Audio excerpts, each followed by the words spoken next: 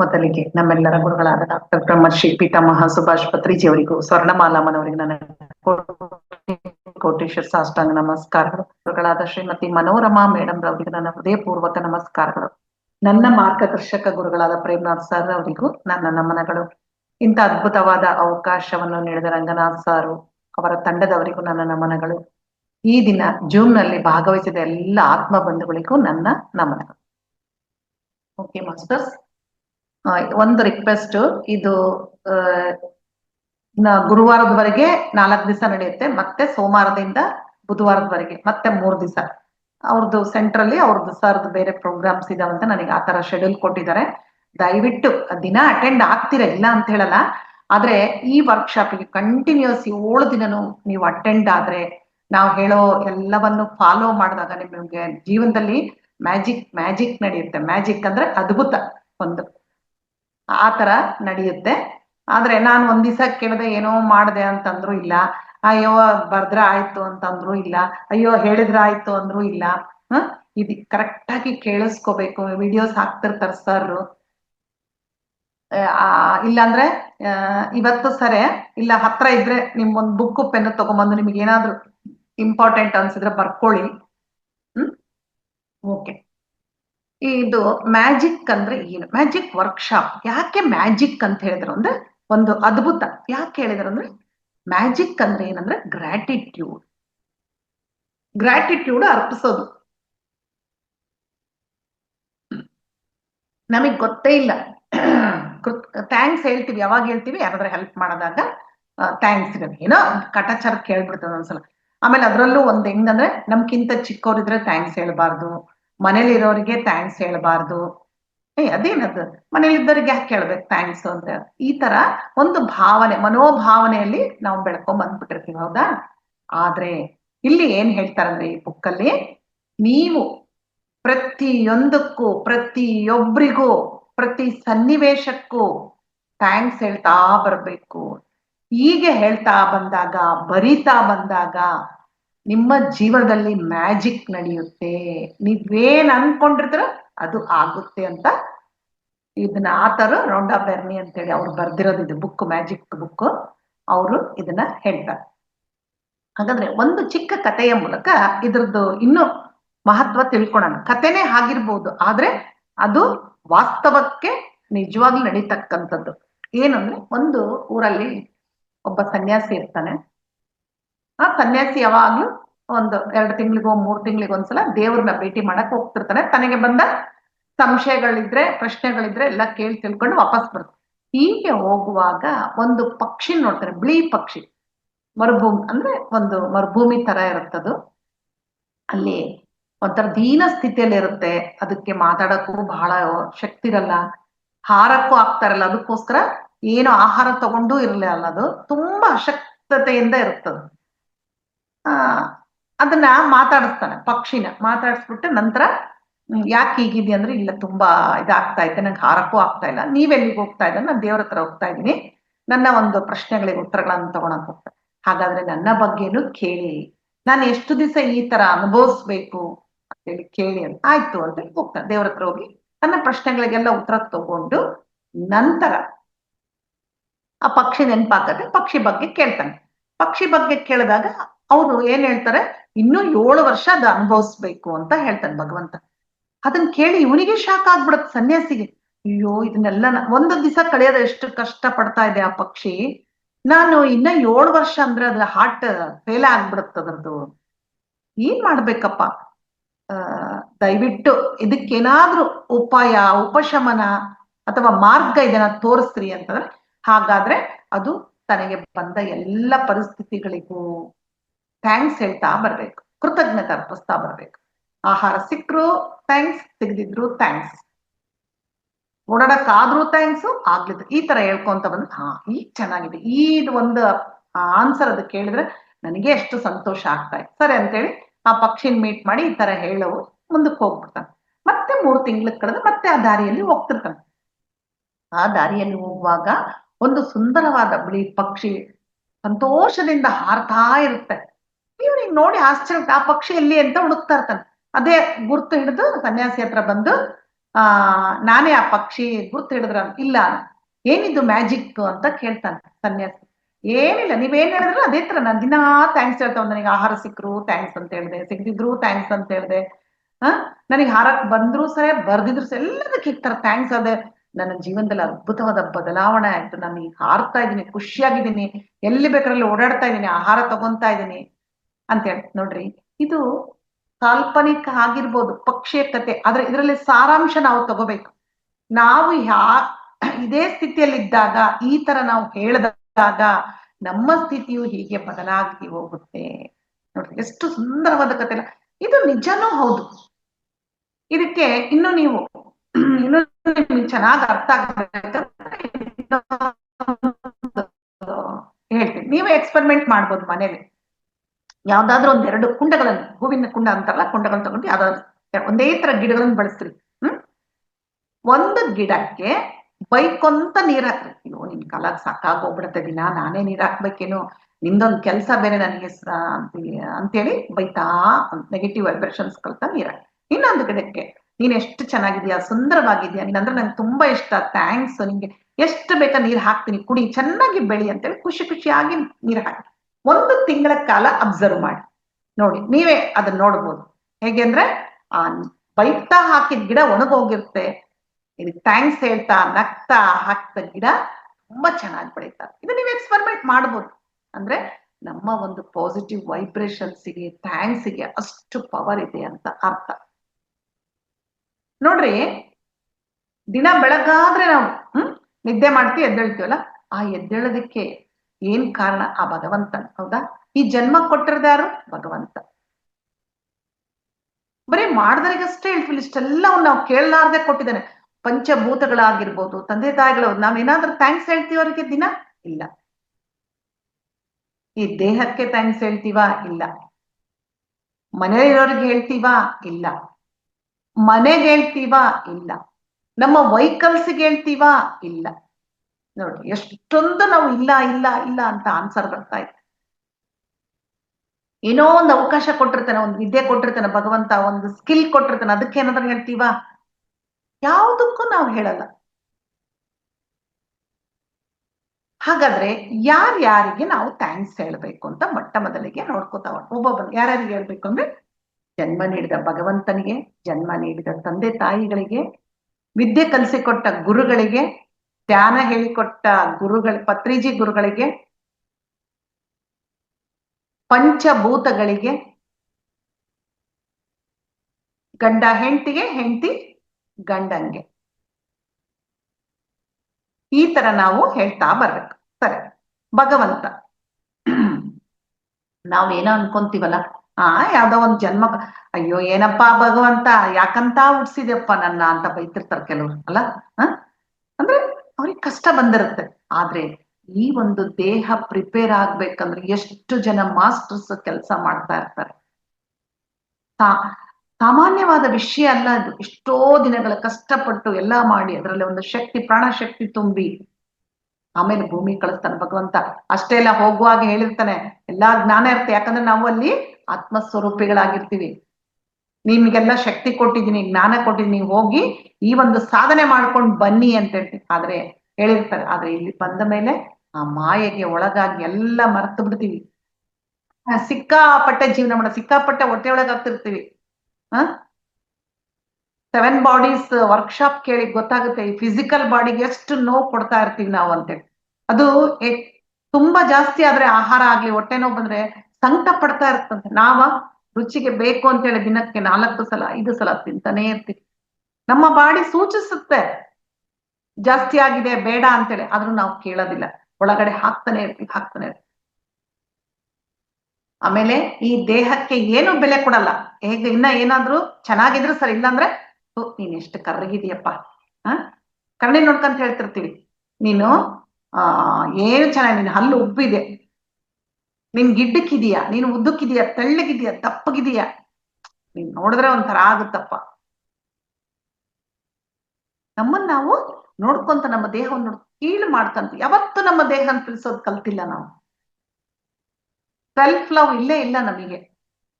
ಅದಕ್ಕೆ ಈ ದೇಹವನ್ನು ಕೊಟ್ಟ ಭಗವಂತನಿಗೆ ದಿನಾಲು ನಾವು ಕೃತಜ್ಞತೆ ಅರ್ಪಿಸ್ಬೇಕು. ಥ್ಯಾಂಕ್ ಯು ಗಾಡ್ ಅಂತ ಹೇಳಿ.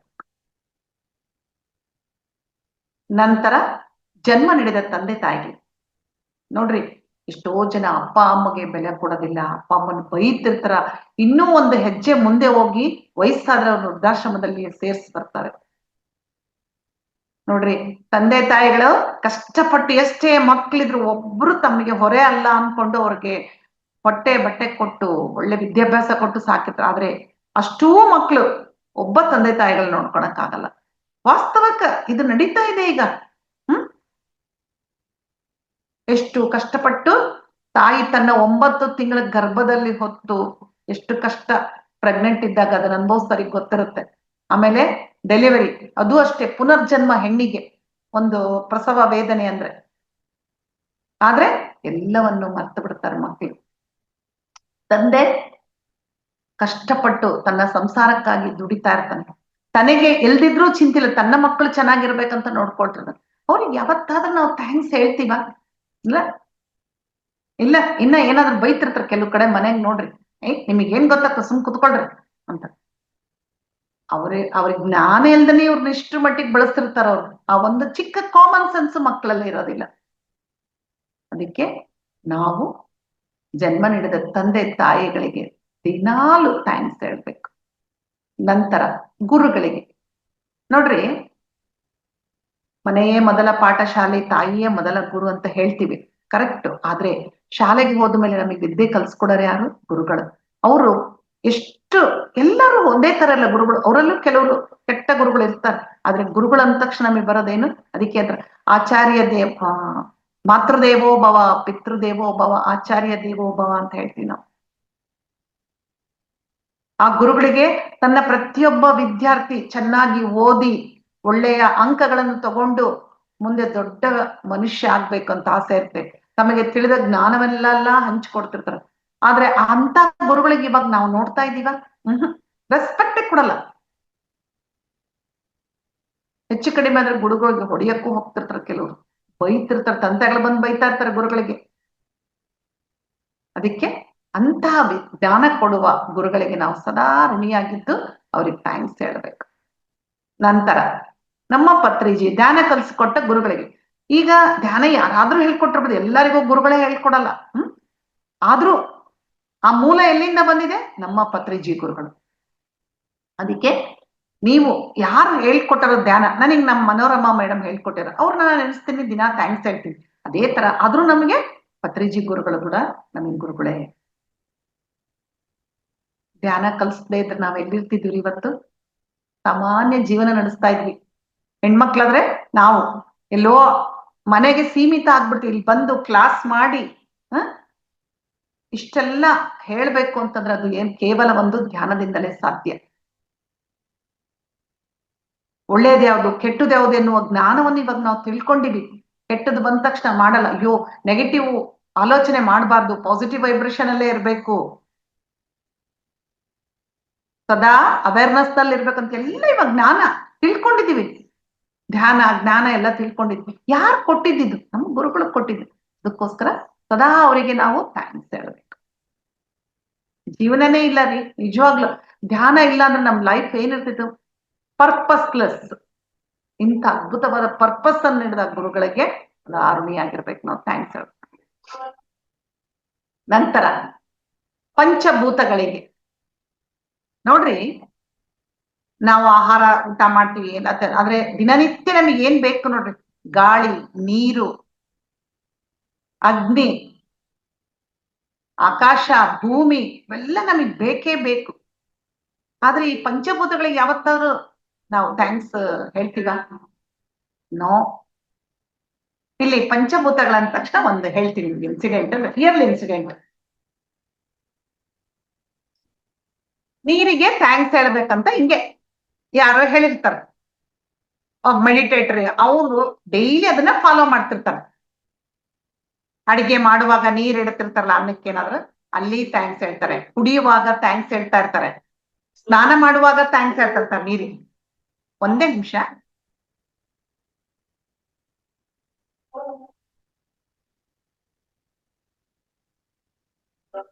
ಹೀಗೆ ದಿನ ಹೇಳ್ತಾ ಇರ್ತಾರೆ.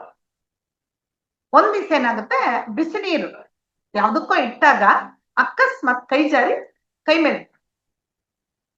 ಆಕ್ಚುಲ್ ಆಗಿ ಏನಾಗ್ಬೇಕು, ನೀರ್ ಬಿದ್ದ ತಕ್ಷಣ ಬೊಬ್ಬೆ ಬರ್ಬೇಕು, ತುಂಬಾ ಬಿಸಿ ನೀರು. ಆದ್ರೆ ನೋಡ್ರಿ, ಏನೇನು ಆಗಲ್ಲ ಅವರಿಗೆ. ಯಾಕೆ? ಆ ನೀರು ಅನ್ಕೊಂತಾ ಇರ್ತಾನೆ, ಇವ್ರು ನನಗೆ ದಿನಾ ಥ್ಯಾಂಕ್ಸ್ ಹೇಳ್ತಾರೆ, ಇವ್ರಿಗೆ ನಾನು ತೊಂದರೆ ಕೊಡಬಾರ್ದು ಅಂತೇಳಿ ಅವ್ರಿಗೆ ಏನು ತೊಂದರೆ ಮಾಡಲ್ಲ. ಇದ್ರ ಎಲ್ಲ ನಡೆದಿದ್ದು. ಹೀಗೆ ಆ ನೀರಿಗೆ ಕೃತಜ್ಞತೆ ಹೇಳೋದ್ರಿಂದ ಈ ತರ ಅನುಭವಗಳಾಗುತ್ತೆ. ಇನ್ನೂ ಒಂದು ಕಡೆ ಅಂದ್ರೆ ವೆಹಿಕಲ್. ಒಬ್ರು ಅವರಿಗೂ ಗೊತ್ತಾದ್ಮೇಲೆ ವೆಹಿಕಲ್ಸಿಗೂ ನಾವು ಥ್ಯಾಂಕ್ಸ್ ಹೇಳ್ಬೇಕಂತೇಳಿ ಕಾರಿಗೆ, ಅವ್ರ ಹತ್ರ ಕಾರ್ ಇರುತ್ತೆ, ಡೈಲಿ ಥ್ಯಾಂಕ್ಸ್ ಹೇಳ್ತಾ ಇರ್ತಾರೆ ಅದಕ್ಕೆ. ಹೀಗೆ ಥ್ಯಾಂಕ್ಸ್ ಹೇಳ್ಬೇಕಾದ್ರೆ ಏನಾಗುತ್ತೆ, ಅವು ಒಂದ್ಸಲ ಮೇಜರ್ ಆಕ್ಸಿಡೆಂಟ್ ಆಗುತ್ತೆ. ಆ ಕಾರಲ್ಲಿ ಡ್ರೈವರು, ಅವರ ಫ್ರೆಂಡು, ಇವ್ರು ಕೂತ್ಕೊಂಡಿರ್ತಾರೆ, ಓನರ್ ಕೂತ್ಕೊಂಡಿರ್ತಾರೆ. ಮೇಜರ್ ಆಕ್ಸಿಡೆಂಟ್ ಆಗ್ಬಿಟ್ಟು ಡ್ರೈವರು ಸತ್ತೋಗ್ತಾರೆ, ಆ ಫ್ರೆಂಡು ಸತ್ತೋಗ್ತಾರೆ. ಆದ್ರೆ ಇವರೊಬ್ರು ಉಳಿದಿರ್ತಾರೆ. ಅಂದ್ರೆ ಯಾರು? ಕಾರಿನ ಓನರ್. ಯಾಕೆ? ಅವ್ರ ದಿನ ಥ್ಯಾಂಕ್ಸ್. ಆ ಥ್ಯಾಂಕ್ಸ್ ಹೇಳ್ತಾ ಹೇಳ್ತಾ ವೈಬ್ರೇಷನ್, ಆ ಒಂದು ಕಾರಿಗೂ ಗೊತ್ತಾಗಿ, ಅದು ನನಗೆ ಇವ್ರು ಥ್ಯಾಂಕ್ಸ್ ಹೇಳ್ತಾರೆ, ಇದಕ್ಕೆ ಇವರಿಗೆ ನಾನು ತೊಂದರೆ ಕೊಡಬಾರ್ದು ಅಂತ ಅವ್ರು ತೊಂದರೆ. ಇದು ನಿಜವಾಗ್ ನಡೆದಿದ್ದ ಘಟನೆ. ಹೀಗೆ ಬೇಕಾದ್ರೆ ನೀವು ನೋಡ್ರಿ, ಈಗ ನಾನು ಹೇಳಿದ್ಮೇಲೆ ಯಾವ್ದಾವ್ದು ಹೇಳ್ತೀನಿ ದಿನಾ ಫಾಲೋ ಮಾಡ್ಕೊಂತ ಹೋಗಿ. ನಿಮಗೆ ಏನೇನ್ ಡೌಟ್ಸ್ ಬರ್ತಾವೋ ಬರಿತಾ ಹೋಗಿ. ನೀ ಒಂದು ವಿಷಯ ಹಂಚ್ಕೊಳ್ಳೆ, ಬೇಡ ಅನ್ನೋದಿಲ್ಲ, ಆದ್ರೆ ಏನೇ ಇರ್ಲಿ, ಯಾಕಂದ್ರೆ ಇದು ಒಂದು ವಾರದ ಪ್ರಾಕ್ಟೀಸ್. ಅಟ್ಲೀಸ್ಟ್ 21 days ಅಂತ ಹೇಳ್ತಾರೆ, ಬಟ್ ನಮಗೆ ಕ್ಲಾಸ್ ಎಷ್ಟು ಕೊಟ್ಟಿರ್ತಾರೆ ಅಷ್ಟು ಹೇಳ್ತೀವಿ. ಒಂದು ವಾರದವರೆಗೆ ನೀವು ಅಬ್ಸರ್ವ್ ಮಾಡಿ, ಎಲ್ಲ ಬರ್ಕೋತ ಹೋಗಿ, ಹೇಳಿದ್ದೆಲ್ಲ ಮಾಡ್ತಾ ಹೋಗಿ. ಕೊನೆ ದಿನ ಬೇಕಾದ್ರೆ ಪ್ರಶ್ನೆಗಳನ್ನು ಕೇಳಿ. ನೀವು ಪ್ರಶ್ನೆನೇ ಕೇಳಲ್ಲ ಕೊನೆ ದಿನ, ಅಷ್ಟು ಚೆನ್ನಾಗಿ ನಿಮಗೆ ಉತ್ತರ ಸಿಗ್ಬಿಡುತ್ತೆ. ಓಕೆ. ಹೀಗೆ ಪಂಚಭೂತಗಳಿಗೂ ಸಹ ನಾವು ಕೃತಜ್ಞತೆ ಅರ್ಪಿಸ್ತಾ ಹೋಗ್ಬೇಕು. ನಂತರ ಗಂಡ ಹೆಂಡತಿ. ಯಾಕೆ ಗಂಡ ಹೆಂಡತಿ ಅಂತ ಫ್ಯಾಮಿಲಿ ಅಂತ ತಗೋಬೋದಾಗಿತ್ತಾರ? ಇಲ್ಲ. ಯಾಕೆಂದ್ರೆ ಇದು ತುಂಬಾ ಅದ್ಭುತವಾದ ರಿಲೇಶನ್ಶಿಪ್ ಇದು ಗಂಡ ಹೆಂಡತಿ ಅನ್ನೋದು. ಆದ್ರೆ ಇವಾಗ ಇಲ್ಲ ಬಿಡ್ರಿ, ಹೋಗ್ಬಿಟ್ಟಿದ್ದಾರೆ. ನೀನ್ಯಾರೋ ನಾನ್ಯಾರೋ ಅನ್ನೋ ಮಟ್ಟಿಗೆ ಒಂದು ಡೈವರ್ಸ್ ಕೊಡೋ ಅಷ್ಟು ಮಟ್ಟಿಗೆ ಹೋಗ್ಬಿಟ್ಟಿದೆ. ಅದು ಅವರವರ ಸಂಸ್ಕೃತಿಯವರ ಇದು. ಮುಂದೆ ಅದನ್ನು ಹೇಳ್ತಾ ಹೋಗ್ತೀನಿ. ಆ ತರ ಹೇಳಿದ್ರೆ ಆ ರಿಲೇಶನ್ಶಿಪ್ ಕೂಡ ಎಷ್ಟು ಚೆನ್ನಾಗಾಗುತ್ತೆ ಅಂತ. ಗಂಡ ಹೆಂಡತಿ ತುಂಬಾ ಮನೆಗಳಲ್ಲಿ ನೋಡ್ರಿ, ಹೆಂಡತಿ ಅಡಿಗೆ ಮಾಡಿರ್ತಾಳೆ, ಗಂಡ ಟಿಫನ್ ಮಾಡ್ತಾನೆ, ತುಂಬಾ ಚೆನ್ನಾಗಿ ಇಷ್ಟಪಟ್ಟು ಮಾಡಿರ್ತಾಳೆ. ಅವತ್ತು ಗಂಡ ಟಿಫನ್ ಮಾಡ್ತಾನೆ, ತುಂಬಾ ಚೆನ್ನಾಗಿರುತ್ತೆ, ಹೊಸ ವೆರೈಟಿ. ಏನು ಮಾತಾಡಲ್ಲ, ಸುಮ್ಮನೆ ತಿಂದು ಎದ್ದೋಗ್ಬಿಡ್ತಾರೆ. ಅವಾಗ ಹೆಂಡತಿಗೆ ಬೇಜಾರಲ್ಲ, ಏನಾಯ್ತು ಒಂದ್ ಸ್ವಲ್ಪ ತುಂಬಾ ಚೆನ್ನಾಗಿದೆ, ಥ್ಯಾಂಕ್ಸ್ ಕಣೆ, ಒಳ್ಳೆ ಟಿಫನ್ ಕೊಟ್ಟಿದ್ಯಾ ಅಂತ ಹೇಳಕ್ ಏನೋ. ಇದು ಇನ್ನೊಂದು ವಯಸ್ಸು ವರ್ಷ. ಗಂಡ ಹಾಗೆ ಏನೋ ಒಂದ್ ಪ್ರೀತಿಯಿಂದ ಒಂದ್ ಸೀರೆ ತಂದು ಕೊಟ್ಟಿರ್ತಾನೆ ಹೆಂಡತಿಗೆ, ತಂದ್ರ ಚೆನ್ನಾಗಿದೆ ಅಂತೇಳಿ ಇಟ್ಕೊಂಡ. ಥ್ಯಾಂಕ್ಸ್ ರೀ ತಂದಿದ್ದಕ್ಕೆ. ನೋ, ನಮಗೆ ಇದು ಗೊತ್ತಾಗಿ ಸುಮಾರು 3-4 ಮಾಡ್ತಾ ಇದ್ದೀವಿ. ನಿಜವಾಗ್ಲು ಒಬ್ಬ ಆಟೋದಲ್ಲಿ ಹೋದ್ರೆ ಆಟೋ ಡ್ರೈವರಿಗೆ ಹೇಳ್ತೀವಿ. ನಂತರ ಒಂದು ಬಸ್ನಲ್ಲಿ ಹೋದ್ರೆ ಡ್ರೈವರಿಗೆ ಹೇಳ್ತೀವಿ. ವೆಜಿಟೇಬಲ್ಸ್ ತಂದು ಕೊಡ್ತಾರಲ್ಲ ಅವ್ರಿಗೆ ಹೇಳ್ತೀವಿ. ಒಬ್ಬ ಕೆಲಸದವ್ರು ಏನೋ ನಮ್ಗೆ ಸಹಾಯ ಮಾಡ್ತಾರೆ, ತಂದು ಕೊಡ್ತಾರೆ ಏನೋ ಎಮರ್ಜೆನ್ಸಿ, ಅವರಿಗೂ ಸಹ ಥ್ಯಾಂಕ್ಸ್. ಕೆಲವರೆಲ್ಲ ಒಂಥರ ಆಶ್ಚರ್ಯ ಪಡ್ತಾರೆ. ಈಗ ಅವರಿಗೂ ಅಭ್ಯಾಸ ಆಗ್ಬಿಟ್ಟಿದೆ, ಓ ಇವ್ರು ಥ್ಯಾಂಕ್ಸ್ ಹೇಳ್ತಾರಲ್ಲ ಅದಕ್ಕಂತ. ಇದು ಎಕ್ಸಾಂಪಲ್ ಅಷ್ಟೇ. ಇದು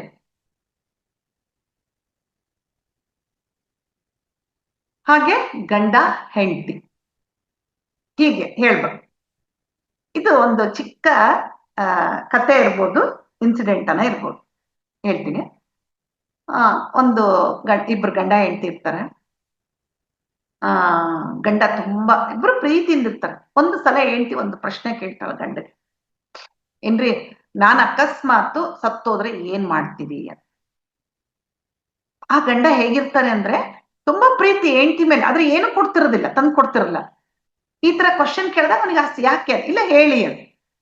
ಒಂದು ನಿಮ್ಗೆ ಅದ್ಭುತ ಒಂದು ಇದು ಬಿಲ್ಡಿಂಗ್ ಕಟ್ಸ್ಬಿಟ್ಟು ನಿನ್ ಹೆಸರಿಡ್ತೀನಿ, ಮತ್ತೆ ನಿನ್ನ ಹೆಸರಿನಲ್ಲಿ ಎಲ್ಲರಿಗೆ ಊಟ ಹಾಕಿಸ್ತೀನಿ, ಮತ್ತೆ ನಿನ್ನ ಹೆಸರಿನಲ್ಲಿ ಯಾರನ್ನಾದ್ರೂ ಓದಿಸ್ತೀನಿ, ಎಲ್ಲ ಕೇಳ್ತಾಳೆ. ಹೌದು, ಇಷ್ಟೆಲ್ಲಾ ಮಾಡ್ತಿರಲ್ಲ, ನಾನು ಸತ್ತೋಗಿರ್ತೀನಿ, ನನಗೇನು ಗೊತ್ತಾಗೋದಿಲ್ಲಲ್ಲ, ಆದ್ರೆ ಬದುಕಿರುವಾಗ ಒಂದು ಗುಲಾಬಿ ಹೂ ಕೊಡಬಾರ್ದೆ ಅಂತ ಕೇಳ್ತಾರೆ.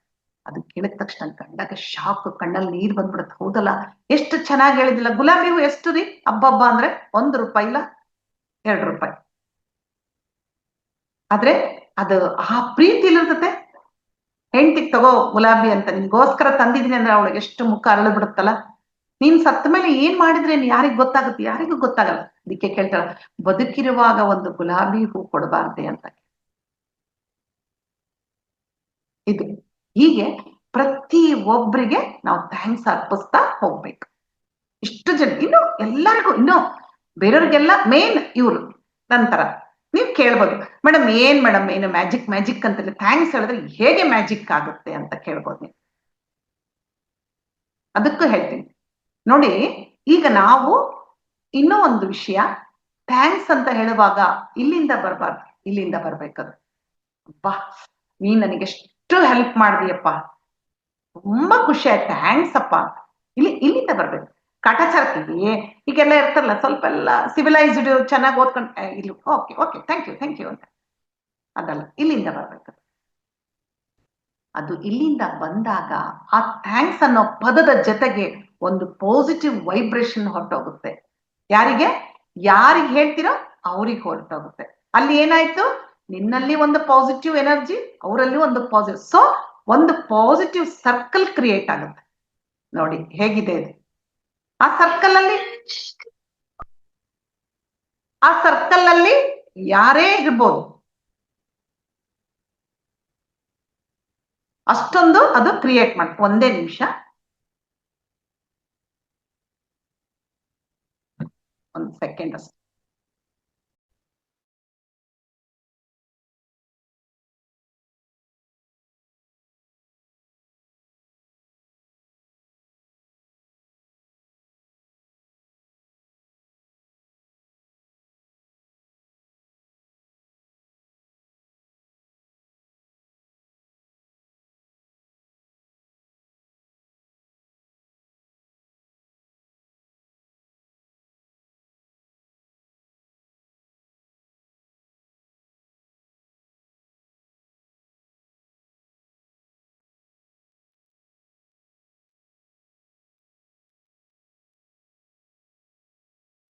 ಸಾರಿ, ಒಂದು ನಿಮಿಷ.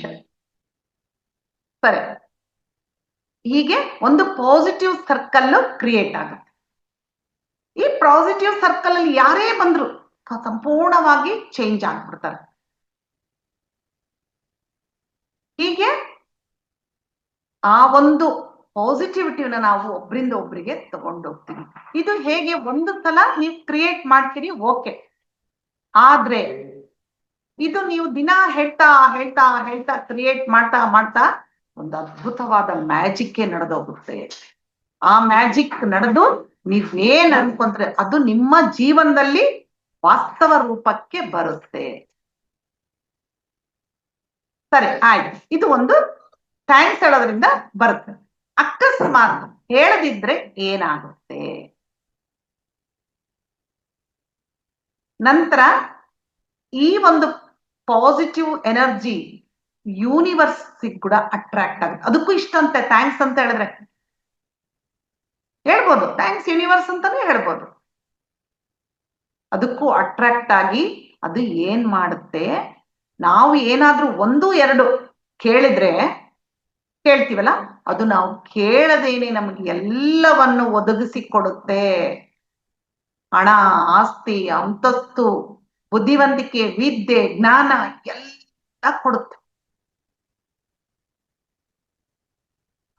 ಆಮೇಲೆ ಥ್ಯಾಂಕ್ಸ್ ಹೇಳ್ದಿದ್ರೆ ಏನಾಗುತ್ತೆ, ಆ ಯೂನಿವರ್ಸಿಗೆ ಏನ್ ಅನ್ಸುತ್ತೆ ಅಂದ್ರೆ, ಓಹೋ, ಇವನಿಗೆ ತನ್ನಲ್ಲಿರೋ ಯಾವುದ್ರ ಬಗ್ಗೆನೂ ಕೃತಜ್ಞತೆ ಇಲ್ಲ, ಅರ್ಪಿಸ್ತಾನೂ ಇಲ್ಲ, ಸೊ ಇವನಿಗೆ ಏನು ಕೊಡೋಲ್ಲ ಅಂತೇಳಿ ನಮ್ಗೆ ಬರಬೇಕಾದ ಅವಕಾಶಗಳು ಕೂಡ ತಪ್ಪಿ ಹೋಗಿ ಯಾವೂ ಇಲ್ಲ. ನಿಜ ಇದು 100%. ನೀವು ಹೇಳ್ಬೋದು ಇಷ್ಟು, ಓಹೋ ಥ್ಯಾಂಕ್ಸ್ ಹೇಳ್ಬಿಟ್ರೆ ಅವೆಲ್ಲ ಸಿಕ್ಬಿಡುತ್ತಾ, ಥ್ಯಾಂಕ್ಸ್ ಹೇಳ್ದಿದ್ರೆ ಅವೆಲ್ಲ ಬರಲ್ವಾ ಅಂತ ಕೇಳ್ಬೋದು. ಖಂಡಿತ ಇದು ಅಷ್ಟಿಲ್ದೇನೆ ಯಾರು ಪುಸ್ತಕಗಳನ್ನು ಬರೆಯೋದಿಲ್ಲ, ಎಕ್ಸ್ಪೀರಿಯನ್ಸ್ಗಳನ್ನು ಬರೆಯೋದಿಲ್ಲ. ತುಂಬಾ ಜನ ಆ ಪುಸ್ತಕ ಹೋದ್ರೆ ಮ್ಯಾಜಿಕ್ ಬುಕ್ ಅದು ತುಂಬಾ ಜನ ತಮ್ಮ ಅನುಭವಗಳನ್ನು ಕೂಡ ಶೇರ್ ಮಾಡ್ಕೊಂಡಿದ್ದಾರೆ. ಅಂದ್ರೆ ಅದ್ಭುತ. ಅದಕ್ಕೆ ಮ್ಯಾಜಿಕ್ ಅಂತ ಇಟ್ಟಾರ. ಇದಕ್ಕೇನ ಗ್ರಾಟಿಟ್ಯೂಡ್ ಥ್ಯಾಂಕ್ಸ್ ಅಂತ ಇಟ್ಟಿಲ್ಲ, ಮ್ಯಾಜಿಕ್ ಅಂತ ಇಟ್ಟಾರ. ಓಕೆ, ಇಷ್ಟೆಲ್ಲ ಆಯ್ತಲ್ಲ. ಇದು ನಂತರ ನಮ್ಗೆ ಎಷ್ಟೋ ಅವಕಾಶಗಳು ಬಂದಿರ್ತಾವಲ್ಲ, ಆಪರ್ಚುನಿಟೀಸ್ ನಮಗ್ ಬೇಕಾಗತ್ತೆ. ಈಗ ಸಪೋಸ್ ಯಾರೋ ಚೆನ್ನಾಗಿ ಅಡಿಗೆ ಮಾಡ್ತಿರ್ತಾರ, ಅಯ್ಯೋ ನನ್ಗೆ ಯಾರಾದ್ರೂ ಟಿವಿ ಅವ್ರು ಯಾರಾದ್ರೂ ಕರೆದು ನಮಗೊಂದು ಅವಕಾಶ ಕೊಟ್ರೆ ಚೆನ್ನಾಗಿರ್ತಲ್ಲ, ನಮಗೂ ಅಲ್ಲಿ ಹೇಳ್ಕೊಳಕ್ ಒಂದು ಇದಿರುತ್ತೆ ಅಂತ. ಇನ್ನ ಕೆಲವರು ಚೆನ್ನಾಗಿ ಅಯ್ಯೋ ನನಗೆ ಒಳ್ಳೆ ಕಂಪ್ನಿಯಲ್ಲಿ ಜಾಬ್ ಸಿಕ್ಕರೆ ಚೆನ್ನಾಗಿರುತ್ತಲ್ಲ.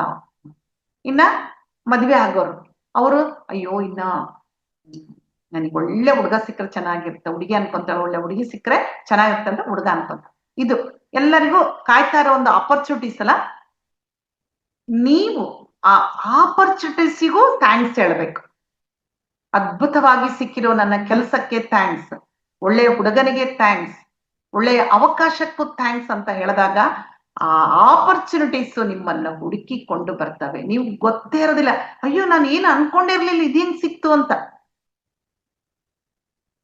ಇದು ಅದ್ಭುತ, ಅದು ಕ್ರಿಯೇಟ್ ಮಾಡುವ ಒಂದು ಅದ್ಭುತ. ಹೀಗೆ ಪ್ರತಿ ಒಂದಕ್ಕೂ ನಾವು ಥ್ಯಾಂಕ್ಸ್ ಅಂತ ಹೇಳ್ತಾ ಹೋಗ್ಬೇಕು. ಇಲ್ಲಿ ಇನ್ನೊಂದು ವಿಷಯ ಹೇಳ್ತೀನಿ, ಅದು ಆಪರ್ಚುನಿಟೀಸ್ ಅನ್ನೋಕೆ ಒಂದು ಉದಾಹರಣೆ. ಒಂದ್ ದಿವಸ ಒಂದೂರಲ್ಲಿ ಗಂಡ ಹೆಂಡತಿ ಇರ್ತಾರೆ. ನಿಜವಾಗ್ಲೂ ನಡೆದಿದ್ದು, ಆ ಬುಕ್ಕಲ್ಲಿ ಬರ್ದಿರೋದು. ಗಂಡಗೆ ರಿಟೈರ್ಮೆಂಟ್ ಆಗಿರುತ್ತೆ. ರಿಟೈರ್ಮೆಂಟ್ ಆದ್ಮೇಲೆ ಮನೆಗೆ ಬರ್ತಾನೆ, ಒಂದೊಂದೇ ಬರ್ಕೊಂತ ಹೋಗ್ತಾನೆ. ಅಂದ್ರೆ ಕಳೆದ 5 ವರ್ಷಗಳಿಂದ ಏನೇನಾಯ್ತು ಅಂತ. 1 ವರ್ಷ ಆತನಿಗೆ ಶುಗರ್ ಬಂದಿರುತ್ತೆ. ಆ ವರ್ಷ ಶುಗರ್ ಬಂದು ತುಂಬಾ ಟೆಸ್ಟ್ಗಳಿಗೆಲ್ಲ ಖರ್ಚಾಗಿ ಸ್ವಲ್ಪ ಹೆಲ್ತ್ ಅಪ್ಸೆಟ್ ಆಗುತ್ತೆ, ಅದು ಒಂದು. ಇನ್ನೊಂದು ವರ್ಷ ಬರ್ದಿರ್ತಾನೆ, ಆತನ ಮಗಗೆ ಕಾರ್ ಆಕ್ಸಿಡೆಂಟ್ ಆಗುತ್ತೆ, ಚಿಕ್ಕ ಪುಟ್ಟ ಗಾಯಗಳಾಗಿರ್ತವೆ, ಕಾರ್ ಸ್ವಲ್ಪ ಡ್ಯಾಮೇಜ್ ಆಗುತ್ತೆ, ಅದು ಒಂದು ಬರ್ದಿರ್ತಾನೆ. ಇನ್ನೊಂದು ವರ್ಷ ಅವರು ಮಗಳಿಗೆ ಎಂಗೇಜ್ಮೆಂಟ್ ಆಗಿರುತ್ತೆ, ಅದು ತಪ್ಪು ಹೋಗಿರ್ತದೆ, ಅದೊಂದು. ಎಲ್ಲ ಕೆಟ್ಟ ಘಟನೆಗಳೆಲ್ಲ, ಯಾರಾದ್ರೂ ಖುಷಿ ಇರ್ತದೆ ಇಂಥ ಘಟನೆ. ಹೀಗೆ ಇನ್ನೊಂದು ಬರ್ತದೆ. ಇನ್ನೊಂದು ಇದ್ರಲ್ಲಿ ನನಗೆ ರಿಟೈರ್ಮೆಂಟ್ ಆಯ್ತು ಈ ವರ್ಷ ಅಂತೇಳಿ ಅದನ್ನು ಬರ್ತದೆ. ಎಲ್ಲ ಬರ್ತದೆ. ತುಂಬಾ ಬೇಜಾರ್ನಲ್ಲಿದ್ದು ಎಲ್ಲ ಬರ್ದು ಬಿಟ್ಟು ಪೆನ್ ಕೆಳಗಿಟ್ಟಿರ್ತಾನೆ ಪೇಪರ್ ಹತ್ರ. ಅವಳು ಹೆಂಡತಿ ಬರ್ತಾವ. ಹೆಂಡತಿ ಬಂದು ಆ ಬುಕ್ ಆ ಪೇಪರ್ ಇಸ್ಕೊಂಡು, ಅವಳು ಎಷ್ಟು ಜಾಣೆ ಗೊತ್ತಾ, ಬರೀತಾಳೆ. 1 ಇಸ್ವಿಯಲ್ಲಿ ಏನಾಯ್ತು, ಶುಗರ್ ಬಂತು. ಆದ್ರೆ ಶುಗರ್ ಬಂದ್ರೆ ಏನಾಯ್ತು, ನಿಮ್ಗೆ ಏನಾದ್ರೂ ಆಗಿದೆನಾ, ಜಾಸ್ತಿ ಆಗಿದೆನಾ, ಇನ್ನೂ ಚೆನ್ನಾಗಿ ನಿಮಗೆ ಡಯಟ್ ಮಾಡೋ ಅವಕಾಶ ಸಿಕ್ತು ಅಂತ ಅದ್ರ ಮುಂದೆ ಬರೀತಾವ. ನಂತರ ಇನ್ನೊಂದು ವರ್ಷ ಏನು, ಆಕ್ಸಿಡೆಂಟ್ ಆಗಿರ್ತದೆ. ಆಕ್ಸಿಡೆಂಟ್ ಆಗಿ ಮಗಗೆ ಆದ್ರೆ ಆಕ್ಸಿಡೆಂಟ್ ಆಯ್ತು, ಚಿಕ್ಕ ಪುಟ್ಟ ಗಾಯ, ನಮ್ಮ ಮಗ ಪಾರಾಗಿದ್ದಾನೆ. ಆದ್ರೆ ಅವನಿಗೆ ಏನಾದ್ರೂ ಪ್ರಾಣಹಾನಿ ಆಗಿದೆನಾ, ಅದಕ್ಕೆ ನಾವು ಹಲೋ ಏನ್ ಸರ್? ಓಕೆ, ಎಸ್ ಮೇಡಮ್, ಏನಿಲ್ಲ, ಕಂಟಿನ್ಯೂ ಮಾಡಿ. ಹಾ, ಅವರಿಗೆ ಆಗಿತ್ತು, ಮ್ಯೂಟ್ ಆಗಿತ್ತು. ಸರ್ ದಯವಿಟ್ಟು ಮ್ಯೂಟ್ ಮಾಡ್ಕೊಳ್ಳಿ, ಡಿಸ್ಟರ್ಬೆನ್ಸ್ ಆಗುತ್ತೆ. ಅವರಿಗೆ ಚಿಕ್ಕ ಪುಟ್ಟ ಗಾಯಗಳಾಗಿದೆ ಅಷ್ಟೇ, ಅವನಿಗೆ ಏನ್ ಪ್ರಾಣಹಾನಿ ಆಗಿಲ್ಲಲ್ಲ, ಅದಕ್ಕೆ ನಾವು ಸಂತೋಷ ಪಡ್ಬೇಕಂತ ಮುಂದೆ ಬರ್ದಿರ್ತಾಳೆ. ನಂತರ ಮಗಳ ಮದುವೆ ನಿಶ್ಚಯ ಆಗಿ ಕ್ಯಾನ್ಸಲ್ ಆಗುತ್ತೆ. ಅಂದ್ರೆ ಆಮೇಲೆ ಅವ್ರಿಗೆ ಗೊತ್ತಾಗುತ್ತೆ ಹುಡುಗ ಸರಿ ಇರಲ್ಲ ಅಂತ. ನೀವ್ ಅಷ್ಟೇ ನೋಡ್ತಿರಲ್ಲ, ಅವಳಿಗೆ ಕೊಟ್ಟಿದ್ರೆ, ಮದುವೆ ಮಾಡಿದ್ರೆ ಅಕಸ್ಮಾತ್ ಅವಳ ಜೀವನ ಎಲ್ಲ ಹಾಳಾಗ್ತಾ ಇತ್ತು ಅಂತ ಬರೀತಾರೆ. ನಂತರ ಕೊನೆಯದಾಗಿ ಅವರು ತಮ್ಗೆ ರಿಟೈರ್ಮೆಂಟ್ ಆಯ್ತು ಅಂತ ಬರ್ದಿರ್ತಾರೆ. ರಿಟೈರ್ಮೆಂಟ್ ಆದ್ರೆ ಏನಾಯ್ತು, ನಿಮ್ಮ ಜೀವನದಲ್ಲಿ ಈಗ ನಿಮಗೆ ಅನುಭವಿಸುವ ಒಂದು ಟೈಮ್ ಸಿಕ್ಕಿದೆ, ಆರಾಮಾಗಿ ಖುಷಿಯಾಗಿರ್ರಿ, ಎಲ್ಲ ಕಡೆ ಪ್ರವಾಸಗಳು ಹೋಗಿ ಬನ್ನಿ, ಪುಸ್ತಕಗಳನ್ನು ಓದಿ, ಹೀಗೆ ಎಲ್ಲ ಬರೀತಾಳೆ. ಬರೆದ್ಮೇಲೆ ಗಂಡ ಬಂದು ಅದನ್ನ ಕೊಡ್ತಾಳೆ ಗಂಡನಿಗೆ, ಓದ್ತಾನೆ. ಓದಿದ ಕೂಡ ಅವನಿಗೆ ಎಷ್ಟು ಆ ಮೂಡ್ ಆಫ್ ಆಗಿರುತ್ತೆ, ಎಲ್ಲ ತುಂಬಾ ಸಂತೋಷ ಬಂದ್ಬಿಡುತ್ತೆ ಅವನಿಗೆ. ಎಲ್ಲೆಲ್ಲಿಂದ ಬರುತ್ತೋ ಏನೋ ಗೊತ್ತಿಲ್ಲ. ನೋಡಿ, ಒಂದು ನೆಗೆಟಿವ್ ಇಂದ ಮನಸ್ಸು ಬೇಜಾರಾದಾಗ ಹೇಗಾಗುತ್ತೆ, ಅದೇ ಆ ಒಂದು ಘಟನೆಗೆ, ಅಂದ್ರೆ ಒಂದು ಘಟನೆ 2 ಮುಖಗಳಿರ್ತಾವ. ನಾವು ನೋಡೋ ಒಂದು ಬೆಳೆಸ್ಕೋಬೇಕು, ನೋಟ ಬೆಳೆಸ್ಕೋಬೇಕು. ಎಲ್ಲ ಫುಲ್ ಚೇಂಜ್, ಅವ್ನು ತುಂಬಾ ಖುಷಿ ಆಗ್ಬಿಡ್ತಾನೆ. ಇದು ಒಂದು ಪಾಸಿಟಿವ್ ಅಪ್ರೋಚ್ಗೆ ಇಷ್ಟೊಂದು ಶಕ್ತಿ ಇರ್ಬೇಕಾರೆ ಆ ಅಪ್ರೋಚ್ಗೆ ಆಪರ್ಚುನಿಟೀಸ್ಗೆ ನಾವು ಥ್ಯಾಂಕ್ಸ್ ಹೇಳೋದಾಗ ಇನ್ನೆಷ್ಟು ಶಕ್ತಿ ಇರಬೇಡ ಹೇಳಿ, ಹೌದು ತಾನೆ? ನಿಜ. ಹೀಗೆ ಆ ಒಂದು ತಿಳ್ಕೊಂಡು ಆಮೇಲೆ ಏನೇ ಒಂದು ಕೇಳ್ತೀವಲ್ಲ ನಾವು ನಂಬಬೇಕು. ಅದನ್ನ ನಂಬಿಕೆಯೇ ಅಲ್ಲಿ ಅರ್ಧ ಕೆಲಸ ಮಾಡುತ್ತೆ. ಏನೋ ಥ್ಯಾಂಕ್ಸ್ ಅಂತ ಹೇಳ್ಬಿಟ್ರೆ ಎಲ್ಲ ಬಂದ್ಬಿಡುತ್ತಾ? ಅವೆಲ್ಲ ಸುಳ್ಳು. ಏನೋ ಹೇಳ್ತಾರೆ, ಕ್ಲಾಸ್ ಮಾಡ್ಬೇಕಂತ ಏನೋ ಹೇಳ್ತಾರ, ಖಂಡಿತ ಇಲ್ಲ. ಇನ್ನೊಂದು ಇಲ್ಲಿ ನೀವು ತಿಳ್ಕೊಳ್ಳಿ, ನನ್ನ ಅನುಭವ ಹೇಳ್ತೇನೆ. ನಾವು ಯಾವುದೇ ಒಂದು ವರ್ಕ್ಶಾಪ್ ಮಾಡ್ಬೇಕಾದ್ರೆ ಗ್ರಾಟ್ಯೂಟ್ ಹೊರಗೆ ಒಪ್ಪನ ಏಂಜಲ್ಸ್ ಎಲ್ಲ ಆಗಿರ್ಬೋದು, ಆದ್ರೆ ಫಸ್ಟ್ ನಾವ್ ಏನ್ ಮಾಡ್ತೀವಿ, ಅದನ್ನ ಟ್ರಯಲ್ ಮಾಡ್ತೀವಿ. ಟ್ರಯಲ್ ಮಾಡಿ ಅದ್ರದ್ದು ಲಾಭ ಕಂಡುಕೊಂಡ ಮೇಲೆ ನಾವು ವರ್ಕ್ಶಾಪ್ ಸ್ಟಾರ್ಟ್ ಮಾಡ್ತೀವಿ. ಯಾರೇ ನಮ್ಮ ಗ್ರೂಪ್ ಅಲ್ಲಿ ಯಾರೇ ಆಗಿರ್ಬೋದು, ಇದು ವಾಸ್ತವ. ಓಕೆ, ಹೀಗೆ ನಾವು ಅದನ್ನ ನಂಬಬೇಕು. ನಂಬಿ ದಿನನಿತ್ಯ ಅದನ್ನ ಫಾಲೋ ಮಾಡ್ಬೇಕು, ಒಂದು ಬಿಡಬಾರ್ದು. ಫಾಲೋ ಮಾಡಿದಾಗ ರಿಸಲ್ಟ್ ಬರುತ್ತೆ. ಇಲ್ಲಿ ಇನ್ನೊಂದು ವಿಷಯ ನೆನ್ಪಿಟ್ಕೋಬೇಕು. ಅಯ್ಯೋ ನಮ್ ದಿನಾ ಥ್ಯಾಂಕ್ಸ್ ಹೇಳ್ತಾ ಇದೀನಿ, ಒಂದ್ ವಾರ ಆಯ್ತಲ್ಲಪ್ಪ, ಏನ್ ರಿಸಲ್ಟ್ ಇಲ್ಲ. ನೋ, ಯಾವಾಗ ಬರುತ್ತೆ ಯಾರಿಗೂ ಗೊತ್ತಿರಲ್ಲ. ಒಟ್ಟು ನಿಮ್ಮ ಜೀವನದಲ್ಲಿ ಒಳ್ಳೆಯದು ಘಟಿಸುತ್ತೆ. ನೀವೇನ್ ಅನ್ಕೊಂಡಿದ್ರದು ಖಂಡಿತ ಆಗುತ್ತೆ. But have to wait. ಸಹನೆ ಇರ್ಬೇಕು. ಅದಕ್ಕೆ ಹೇಳ್ತಾರಲ್ಲ, ಸಹನೆಯೇ ಪ್ರಗತಿ ಅಂತ ಹೇಳ್ತಾರೆ. ಈ 50% ಇದ್ರಲ್ಲಿ ನಂಬಿಕೆ, 50% ನಮ್ಮ ಒಂದು ವರ್ಕ್ ಇರುತ್ತೆ. ಓಕೆ, ಈಗ ಕೊನೆಯ ಹಂತಕ್ಕೆ ಬರೋಣ. ಎಲ್ಲ ಕೇಳಿದ್ರಿ, ಗ್ರಾಟಿಟ್ಯೂಡ್ ಜರ್ನಲ್ ಪ್ರಾಕ್ಟೀಸ್ ಮಾಡ್ಬೇಕು. ಫಸ್ಟ್ ಡೇ ಅಂದ್ರೆ ಇವತ್ತಿಂದನೇ ಇಟ್ಕೋಬೇಕು ನೀವು. ಏನಪ್ಪಾ ಇದು ಜರ್ನಲ್ ಅಂದ್ರೆ, ಪ್ರತಿನಿತ್ಯ ರಾತ್ರಿ ಮಲಗುವಾಗ ಒಂದು ಪುಸ್ತಕ ಇಟ್ಕೋಬೇಕು. ಅದ್ರ ಹೆಸರು ಗ್ರಾಟಿಟ್ಯೂಡ್ ಜರ್ನಲ್ ಅಂತ. ಏನದು? ನಿಮಗೆ ಏನ್ ಬೇಕೋ ಅದು ಆಲ್ರೆಡಿ ಆಗಿದೆ ನಿಮ್ಮಲ್ಲಿ ಅಂತೇಳಿ ಥ್ಯಾಂಕ್ಸ್ ಅಂತ ಬರೀಬೇಕು. ಉದಾಹರಣೆಗೆ ನಾರ್ಮಲ್ ಆಗಿ ನೀವೆಲ್ಲ ಬರೀ, ನಾನು ಭಗವಂತನಿಗೆ ಥ್ಯಾಂಕ್ಸ್, ತಂದೆ ತಾಯಿಗಳೇ ಥ್ಯಾಂಕ್ಸ್, ಫ್ಯಾಮಿಲಿ ಮೆಂಬರ್ಸ್ಗೆ ಥ್ಯಾಂಕ್ಸ್ ಅಂತೆಲ್ಲ ಬರೆದು, ಈಗ ಸಪೋಸ್ ಯಾರಾದ್ರೂ ಓದ್ಕೊಂಡಿರ್ತಾರೆ, ಒಳ್ಳೆ ಎಲ್ಲ ಆಗಿರುತ್ತೆ, ಒಳ್ಳೆ ಜಾಬ್ಗೋಸ್ಕರ ಕಾಯ್ತಿರ್ತಾರೆ, ಅವ್ರಿಗೆ ಯಾವ್ದು ಬೇಕೋ, ನನಗೆ ಇಂಥ ಕಡೆ ಇಂಥ ಕೆಲಸ ಸಿಕ್ಕಿರೋದಕ್ಕೆ ಥ್ಯಾಂಕ್ಸ್ ಅಂತ ಬರೀಬೇಕು. ಹುಡುಗಿ ಮದುವೆ ಆಗೋ ಹುಡುಗಿ ಇರ್ತಾರೆ, ನನಗೆ ಇಂಥ ಹುಡುಗ ನನ್ನ ಪಾರ್ಟ್ನರ್ ಆಗಿ ಬಂದಿರೋದಕ್ಕೆ ಥ್ಯಾಂಕ್ಸ್. ಈ ತರ ಎಕ್ಸಾಂಪಲ್ಸ್ ಅಷ್ಟೇ, ನಿಮ್ಗೆ ಏನ್ ಬೇಕಾದ್ರೂ ಬರ್ಕೋಬಹುದು. ನಿಮಗೆ ಈ ತರ ಡೈಲಿ ಬರಿಬೇಕು ನೀವು. ಬೆಳಿಗ್ಗೆ ಎದ್ದ ತಕ್ಷಣ ಎಲ್ಲರಿಗೂ ಥ್ಯಾಂಕ್ಸ್ ಹೇಳ್ಬೇಕು. ಯಾರ್ಯಾರಿಗೆ ಹೇಳಿದ್ನಲ್ಲ ಅವಾಗ್ಲೇ ಹೇಳ್ಬೇಕು. ರಾತ್ರಿ ಮಲಗುವಾಗ ಇದನ್ನ ಪ್ರತಿನಿತ್ಯ ಬರಿಬೇಕು. ಯಾಕೆ ರಾತ್ರಿ ಬರಿಬೇಕು? ಯಾಕೆ ಅದನ್ನ ಬರಿಬೇಕು? ಹೇಳ್ಕೊಂಡ್ರೆ ಸಾಲಲ್ಲ ಅಂತ ಕೇಳ್ಬೇಕು. ಯಾಕೆಂದ್ರೆ ನಮ್ಮ ದೊಡ್ಡೋರು ಹೇಳ್ತಾ ಇದ್ರಲ್ಲ, 10 ಸಲ ಓದೋದು ಒಂದೇ, 1 ಸಲ ಬರೆಯೋದು ಒಂದೇ ಅಂತ ಹೇಳ್ತಾ ಇದ್ದಾರೆ. ನಂತರ ಯಾಕೆ ಬರೀಬೇಕು ರಾತ್ರಿ ಅಂತಂದ್ರೆ, ನಾವು ಮಲಗಿದಾಗ ನಮ್ಮ ಸುಪ್ತ ಮನಸ್ಸು ಆಕ್ಟಿವೇಟ್ ಆಗಿ ಜಾಗೃತ ಸ್ಥಿತಿಯಲ್ಲಿರುತ್ತೆ. ನಾವು ಏನೇ ಸುಪ್ತ ಮನಸ್ಸು ಹೆಂಗೆ ಅಂದ್ರೆ ಸಬ್ ಕಾನ್ಶಿಯಸ್ ಮೈಂಡ್, ಅದಕ್ಕೆ ಒಳ್ಳೇದು ಕೆಟ್ಟದ್ದು ಯಾವ್ದು ಗೊತ್ತಿಲ್ಲ. ನೀನು ದಡ್ಡ ಅಂದ್ರೆ ದಡ್ಡ ಅಂತಾನೆ ಪ್ರಚರಿಸ್ತದೆ, ನೀನ್ ಜಾಣ ಅಂದ್ರೆ ಜಾಣ ಅಂತ. ಹಾಗೆ ಇರ್ಬೇಕಾರೆ ನಾವು ದಿನಾ ಬರಿತಾ ಸುಪ್ತ ಮನಸ್ಸಿಗೆ ಹೇಳ್ತಾ ಇದೀವಿ, ನಂಗೆ ಒಳ್ಳೆ ಕೆಲಸ ಸಿಕ್ಕಿದೆ, ನಂಗೆ ಒಳ್ಳೆ ಗಂಡ ಸಿಕ್ಕಿದಾನೆ, ಒಳ್ಳೆ ಹೆಂಡತಿ ಸಿಕ್ಕಿದಾಳೆ, ಒಳ್ಳೆ ಮನೆ ಆಗಿದೆ ನಂದು. ಈ ತರ ಹೇಳ್ತಾ ಅದಕ್ಕೆ ಸೂಚನೆಗಳು ಕೊಡ್ತಾ ಹೋದಾಗ ಅದು ಬಲ. ಅದನ್ನ ಗಟ್ಟಿಯಾಗಿ ಹಿಡಿದುಕೊಂಡು ನಂಬಿಕೊಂಡು ಆ ವರ್ಕ್ ಆಗಕ್ಕೆ ಸ್ಟಾರ್ಟ್ ಮಾಡುತ್ತೆ. ಅದು ಪ್ರೋಸೆಸ್. ಈ ಜರ್ನಲ್ ಇಂದ ಹೇಗ್ ನಡೀತೈತೆ ಅನ್ನೋದಕ್ಕೆ ಇದು ಹೀಗ್ ನಡೆಯುತ್ತೆ. ಅದು ಈ ತರ ನಾವು ಮಾಡಿದಾಗ ಖಂಡಿತ ಅದು ನಮ್ಗೆ ಸಕ್ಸಸ್ ಆಗುತ್ತೆ. ಪ್ರತಿಯೊಂದು ಕ್ಷಣ ಥ್ಯಾಂಕ್ಸ್.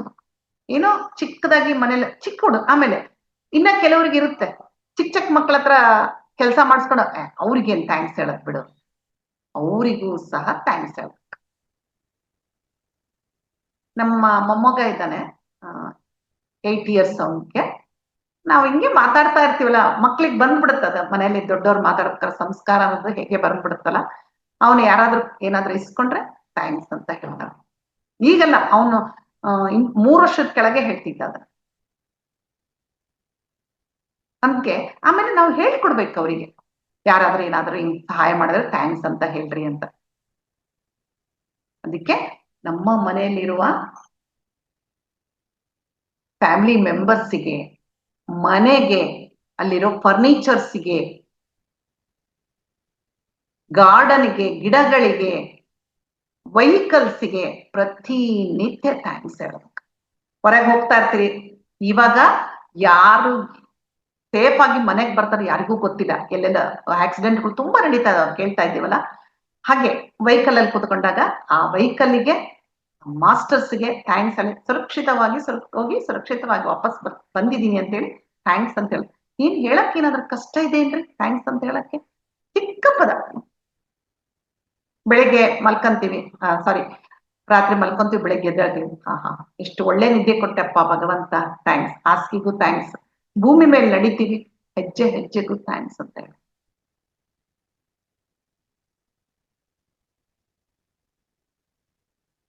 ಆ ಬುಕ್ ಅಲ್ಲಿ ಬರೀತಾರೆ, ಒಬ್ರು ಫೇಮಸ್ ಬಿಸ್ನೆಸ್ ಮೆನ್ ಅಂತೆ, ನಾರ್ಮಲ್ ಆಗಿರ್ತಾರ. ಅವ್ರು ಏನ್ ಮಾಡಿದ್ರು, ಎದ್ದ ತಕ್ಷಣ ನೋಡ್ರಿ ವಾಶ್ರೂಮಿಗೆ ಹೋಗಕ್ಕೆ ಎಷ್ಟಿರ್ತದ್ರಿ, ಎಷ್ಟಲ್ಲ ಇರ್ಲಿ, ಪ್ರತಿ ಒಂದು ಹೆಜ್ಜೆಗೂ ಥ್ಯಾಂಕ್ಸ್ ಅಂತ ಹೇಳ್ತಾ ಹೋಗ್ತಿದ್ರು. ಆಮೇಲೆ ಅವರು ಆಫೀಸಿಗೆ ಹೋದ್ಮೇಲೆ ಕಾರ್ ಪಾರ್ಕಿಂಗ್ ಮಾಡ್ತಾರಲ್ಲ, ಆ ಪಾರ್ಕಿಂಗ್ ಜಾಗಕ್ಕೆ ಥ್ಯಾಂಕ್ಸ್ ಹೇಳ್ತಿದ್ರು. ನೋಡ್ರಿ ಎಷ್ಟಲ್ಲ. ಹೇಗೆ ಹೇಳ್ಬೋದಂತ ಗೊತ್ತಾಗ್ತಾವ ಇವ್ ನೋಡ್ತಾ ಇದ್ರೆ. ಹೀಗೆ ಮಾಡೋದ್ರಿಂದ ಏನಾಯ್ತು, ಬಿಸ್ನೆಸ್ ನಲ್ಲಿ ತುಂಬಾ ಇಂಪ್ರೂವ್, ದೊಡ್ಡ ಶ್ರೀಮಂತರಾದ್ರ. ಹೀಗೆ ನಾವು ಪ್ರತಿ ಒಬ್ರಿಗೂ ಇಲ್ಲಿ ಒಂದೇ ಒಂದು ಇನ್ಸಿಡೆಂಟ್ ಹಂಚ್ಕೊಂಡು ನಿಮಗೆ ನಾನು ಇವತ್ತಿಂದ ಕ್ಲೋಸ್ ಮಾಡಿ. ಫಸ್ಟ್ ಇದು ನಮ್ಮ ಮನೆಯಲ್ಲಿ ಈಗ ಹೋದ ವರ್ಷ ಜನವರಿಯಿಂದ ಕೆಲಸದವ್ರದೆಲ್ಲ ತುಂಬಾ ಪ್ರಾಬ್ಲಮ್ ಆಗಿತ್ತು ನಮ್ಮ ಮನೇಲಿ. ಒಬ್ರು ಬರೋದು, ಅವ್ರಿಗೆಲ್ಲ ಹೇಳ್ಕೊಡೋದು, ಮತ್ತೆ ಒಂದ್ ತಿಂಗಳಾದ ತಕ್ಷಣ ಅವ್ರು ಬಿಟ್ಬಿಡ್ತಿದ್ರು. ಮತ್ತೆ ಇನ್ನೊಬ್ರು ಬಂದ್ರೆ ಮತ್ತೆ ಅವ್ರಿಗೆ ನನಗೆ ಈ ಸಮಯದಲ್ಲಿ ನನ್ನ ಕೆಲಸ ಮಾಡ್ಕೊಳಕ್ಕೆ ಏನಾದ್ರು ಅಂದ್ರೆ ಸ್ಪಿರಿಚುವಲ್ ವರ್ಕ್ಸ್ ಮಾಡ್ಕೊಳಕ್ಕೆ ನಂಗೆ ಸಮಯನೇ ಇರ್ತಿರ್ಲಿಲ್ಲ. ಆಮೇಲೆ ಅದು ಒಂಥರ ಬೇಜಾರು, ಏನ್ ಮಾಡೋದಪ್ಪ ಹೀಗೆ, ಯಾಕೆ ಹೀಗೆ ಆಗ್ತಾ ಇದೆ ಅಂದ್ರೆ. ಆಮೇಲೆ ಪತ್ರಿ ಸಾರಿಗೆ ಒಂದೇ ರಿಕ್ವೆಸ್ಟ್ ಮಾಡ್ಕೊಂಡೆ. ನಾನು ದಿನಾ ಹೇಳ್ತಿದ್ದೆ ಕೆಲ್ಸದವ್ರಿಗೂ ಥ್ಯಾಂಕ್ಸ್ ಹೇಳ್ತೀನಿ, ಈಗ್ಲೂ ಹೇಳ್ತೀನಿ ನಾನು ಅಂದ್ರೆ ನನಗೆ ಯಾವಾಗ ಇದ್ರ ಗೊತ್ತಾದ್ಮೇಲೆ ನಾನು ಕೆಲಸದವ್ರಿಗೆಲ್ಲ ಥ್ಯಾಂಕ್ಸ್ ಹೇಳ್ತೀನಿ. ಹೊಲದಲ್ಲಿ ಕೆಲಸ ಮಾಡೋರಿಗೆ, ಆಫೀಸಲ್ಲಿ ಮಾಡೋರಿಗೆ, ಮನೆಯಲ್ಲಿ ಮಾಡೋರಿಗೆ. ಅವ್ರು ಆಮೇಲೆ ಒಂದೇ ರಿಕ್ವೆಸ್ಟ್ ಮಾಡ್ಕೊಂಡೆ, ಪತ್ರಿ ಸರ್ನ ಬೇಡ್ಕೊಂಡೆ, ನನಗೆ ನೀವು ಯಾರನ್ನಾದ್ರೂ ಒಬ್ಬರನ್ನ ಒಳ್ಳೆಯವ್ರನ್ನ ಹುಡುಕ್ಕೊಟ್ರೆ ನನಗೆ ಅನುಕೂಲ ಆಗುತ್ತೆ, ನಿಮ್ಮ ವರ್ಕ್ ಮಾಡಕ್ಕೆ ನಾವಿದೀವಿ ಅಂತೇಳಿ ಅಂದ್. ಸರಿ ಅಂತೇಳಿ ಒಬ್ಳು ಕೆಲಸದವಳು ಬಂದ್ಲು. ಅವಳು ಏನ್ ಮಾಡಿದ್ಲು, ತುಂಬಾ ಚೆನ್ನಾಗಿ ಮಾಡ್ತಿಲ್ಲ, ಒಂದ್ ತಿಂಗಳಾದ್ಮೇಲೆ ಬಿಟ್ಬಿಟ್ಲು. ನಾವೇನ್ ಮಾಡಕ್ಕಾಗುತ್ತೆ, ಇಲ್ಲಮ್ಮ ನನಗೆ ಆಗಲ್ಲ, ಸರಿ ಅಮ್ಮ ಆಯ್ತು ನಿನ್ ಇಷ್ಟ. 15 ದಿವಸ ಆದ್ಮೇಲೆ ಅದೇ ಕೆಲಸದವಳು, 50 years ಅವಳಿಗೆ, ಅಳ್ತಾ ಬರ್ತಾ ಇದ್ದಾಳೆ. ಯಾಕಮ್ಮ ಅಳ್ತೆ? ಇಲ್ಲಮ್ಮ ತಪ್ಪಾಯ್ತು, ನಿಮ್ ಮನೆಗ್ ಬಿಡಲ್ಲ, ನೀವು ದುಡ್ಡು ಕೊಟ್ರು ಸರಿ ಕೊಡದಿದ್ರು ಸರಿ ಅಂತ ಕಾಲಿಟ್ಕೊಂಡು ಹೋಗಿ ಬರ್ತಿದ್ದಾಳೆ. ನಮಗೆಲ್ಲ ಏನ ಗೊತ್ತಾಗ್ತಲ್ಲ, ಆಶ್ಚರ್ಯ. ಮೊದ್ಲು ಸ್ವಲ್ಪ ಸುಮ್ನಿರಮ್ಮ ಅಂತೇಳಿ ಅವಳಿಗೆ ಒಂದ್ ಕಪ್ ಟೀ ಕೊಟ್ಟು ಸಮಾಧಾನ ಮಾಡಿ, ಅಳಬೇಡ ಏನಾಯ್ತು ಹೇಳು ಅಂದ್ರೆ, ಇಲ್ಲ ನನಗೆ ಈಗ 3 ದಿನ ಆಯ್ತು, ರಾತ್ರಿ ಕನಸಿನಲ್ಲಿ ಒಬ್ಬ ಕಾವಿ ಹಾಕೊಂಡಿರೋ ವ್ಯಕ್ತಿ, ಬಟ್ಟೆ ಹಾಕೊಂಡಿರೋ ವ್ಯಕ್ತಿ ಬಂದು ಸೀದಾ ಅವ್ರನ್ನ ಕರ್ಕೊಂಡ್ಬಂದು ನಮ್ಮ ಮನೆ ಹತ್ರ ಬಿಡ್ತಿದ್ರಂತೆ, ಬಾಕ್ಲ ಹತ್ರ, ಮೇನ್ ಡೋರ್ ಹತ್ರ ಬಿಟ್ಟು, ನೀನ್ ಒಳಗ್ ಹೋಗು ಕೆಲಸ ಮಾಡಿ, ಇವ್ರ ಮನೆ ಮಾತ್ರ ಬಿಡಬೇಡ ಅಂತ ಹೇಳಿದಾರಮ್ಮ. ನಂಗೆ ಅವಳಿಗೆ ಹೆದರ್ಕೊಂಡ್ಬಿಟ್ಟಿದ್ದಾಳೆ, ಏನಾಯ್ತು ಯಾರೋ ಬಂದು ಹಿಂಗ್ ಹೇಳ್ತಾ ಇದ್ದಾನೆ, 3 ಕಂಟಿನ್ಯೂಸ್ ಬರ್ತಾ ಇದೆ ಅಂತ ಅವಳಿಗೆ. ಅದಕ್ಕೆ ಅವಳು ಬಂದಿದ್ದಾಳ, ನಿಮ್ ಮನೆ ಮಾಡ್ತೀನಿ. ಆಯ್ತಮ್ಮ ಮಾಡ, ನಾನೇ ಬೇಡ ಅಂದಿಲ್ಲಲ್ಲ, ನಾವೇನ್ ಬಿಡಿಸಿಲ್ಲ ನಿನ್ನ, ಮಾಡ್ಕೊಂಡು ಹೋಗು. ಅದೆಲ್ಲ ಅವಳು ಬಂದು ಸ್ಟಾರ್ಟ್ ಮಾಡಿದ್ಲ, ಅವಳು ವರ್ಕ್ ಮಾಡ್ಕೊಳಕ್ಕೆ ಚೆನ್ನಾಗಿ ಮಾಡ್ತಿದ್ಲ. ಒಂದು 15 ದಿವಸ ಆದ್ಮೇಲೆ ನಾನು ಅವಳು ಅಂದ್ರೆ ಮೇನ್ ಡೋರಿಗೆ ಹೊರಗಡೆ ಹೋಗೋ ಜಾಗದಲ್ಲೇ ನಾನು ಇಲ್ಲಿ ಕೂತ್ಕೊಂಡು ಕ್ಲಾಸ್ ಮಾಡಿದ್ರೆ ಪತ್ರಿ ಸರ್ ಫೋಟೋ ಇದ್ದೆ. ಅವಳಿಗೆ ಪತ್ರಿ ಸರ್ ಯಾರಂತ ಗೊತ್ತಿಲ್ಲ, ಅವ್ಳು ನೋಡೂ ಇಲ್ಲ. ಅವಳು ಹೋಗ್ಬೇಕಾದ್ರೆ ನನಗೆ ಹೇಳ್ಬಿಟ್ಟು ಹೋಗ್ತಾರೆ, ಅವತ್ತು ಕ್ಲಾಸ್ ಇತ್ತು 12:30. ಅವಳು ಹಾಗೆ ನೋಡ್ಬಿಟ್ಟು ಫೋಟೋ ನೋಡ್ಬಿಟ್ಟು ನನ್ನ ಲೆಫ್ಟ್ ಸೈಡ್ ಇದೆ, ಅಮ್ಮ ಇವ್ರೇ ನೋಡಮ್ಮ ನನ್ ಕನ್ಸಲ್ಲಿ ಬಂದಿದ್ದು ಅಂತ ಹೇಳಿದ್ಲು. ಹಾಗೆ ಹೇಳಿದ ತಕ್ಷಣ ಈಗ ನನಗೆ ಹೇಳ್ತಾ ಇದ್ರೆ ಮೈ ಎಲ್ಲ ರೋಮಾಂಚನ ಆಗುತ್ತೆ ನನಗೆ, ಇವರೇ ಬಂದಿರೋದು ಅಂತೇಳಿ. ಆ ಪತ್ರಿ ಸಾರಿ ಕಾವಿ ಬಟ್ಟೆ ಹಾಕೊಂಡು ಬಂದಿದ್ದಾರೆ ಅಂತ ನಿಜವಾಗ್ಲು ನಂಗೆ ನಿಜವಾಗ್ಲು ಇನ್ಸಿಡೆಂಟ್ ಹೇಳ್ಬೇಕಾದ್ರೆ ನಾನು ಭಾವುಕಳಾಗ್ಬಿಡ್ತೀನಿ, ಅಷ್ಟು ಖುಷಿ ಆಗುತ್ತೆ, ಆನಂದ. ಅಂದ್ರೆ ನಮ್ಮ ಒಂದು ಅಂತಹ ಕೆಲಸ, ಚಿಕ್ಕ ಕೆಲಸ ಅದು, ಅಂಥದ್ರಲ್ಲಿ ನಮ್ಮ ಬಗ್ಗೆ ಕೇರ್ ತಗೊಂತಾರ ಅಂದ್ರೆ, ನಾವು ಅವ್ರ ವರ್ಕ್ ಮಾಡಿದ್ರೆ ಸಾಕು, ಅವ್ರ ಸಂಕಲ್ಪಗಳೇ ನಮ್ಮ ಸಂಕಲ್ಪಗಳನ್ನಾಗಿ ಇಟ್ಕೊಂಡು ನಾವು ಜೀವನ ಮಾಡಿದ್ರೆ ಸಾಕು, ಅವ್ರು ನಮ್ಮೆಲ್ಲದೂ ನೋಡ್ಕೊಂತಾರ. ಏನ್ ಮಾಡ್ಬೇಕು ಅಂದ್ರೆ ಮಾಡ್ತಾರ, ಏನ್ ಆಗ್ಬೇಕಾಗಿರುತ್ತೆ ಇವ್ರಿಗೆ ಅಂತ ಆಗ್ತಾರೆ. ಅದಕ್ಕೆ ನಾನು ಏನೇ ಇದ್ರು ಕೂಡ ಯಾವತ್ತೂ ಬೇಜಾರು ಮಾಡ್ಕೊಳಲ್ಲ. ನಮ್ಮ ಗುರುಗಳಿದ್ದಾರೆ ಅಷ್ಟೇ, ಅವ್ರು ನಮ್ಮನ್ನ ನೋಡ್ಕೊಂತಾರ, ಅವ್ರು ಕೆಲಸ ಮಾಡ್ತಾ ಇದೀವಿ, ಅವ್ರು ನೋಡ್ಕೊಂತಾರೆ. ಹೀಗೆ ನಾನು ಮಾಡ್ತಾ ಇದ್ದೀನಿ. ನಿಜವಾಗ್ಲು ಇದು ಒಂದು ಹೇಗೆ ಅಂದ್ರೆ ನಮ್ಮ ಫ್ಯಾಮಿಲಿಯಲ್ಲಿ ಎಲ್ಲರಿಗಂದ್ರೆ, ನಮ್ಮ ಸಿಸ್ಟರ್ಸ್ ಫ್ಯಾಮಿಲಿ ಎಲ್ಲರಿಗೂ ಒಂದು ಅಲಾರಾಮ್ ಇದ್ದಂಗೆ, ಮೆಸೇಜ್ ಇದ್ದಂಗೆ, ಎಲ್ಲರಿಗೂ ಒಂಥರ ಖುಷಿ, ಏನೋ ಒಂದು ಉತ್ಸಾಹ. ಅಂದ್ರೆ ಇಂತಹ ಚಿಕ್ಕ ಒಂದು ಸಂಗತಿಗಳನ್ನು ಗುರುಗಳು ಅಬ್ಸರ್ವ್ ಮಾಡ್ತಾರಂದ್ರೆ ಹೇಗಿರ್ಬಿಡ ಚೈತನ್ಯ ಎಲ್ಲಿವರೆಗಿದೆ ಅಂತ ನಾವು ಇದರಿಂದ ಊಹೆ ಮಾಡ್ಬೋದು. ಓಕೆ ಮಾಸ್ಟರ್ಸ್, ಇಷ್ಟು ಹೇಳಿ ಇವತ್ತಿನ ಒಂದು ಟಾಪಿಕ್ ಅನ್ನು ಮುಗಿಸ್ತೀನಿ. ಇದನ್ನು ಹೇಳೋಕೆ ನಂಗೆ ಅವಕಾಶ ಮಾಡಿಕೊಟ್ಟಂತ ಪತ್ರಿಜಿ ಗುರುಗಳಿಗೆ ಅನಂತ ಅನಂತ ಧನ್ಯವಾದಗಳು. ರಂಗನಾಥ್ ಸರಿಗೂ ಮತ್ತು ಅವರ ಟೀಮ್ನವ್ರಿಗೆಲ್ಲರಿಗೂ ಧನ್ಯವಾದಗಳು. Thank you.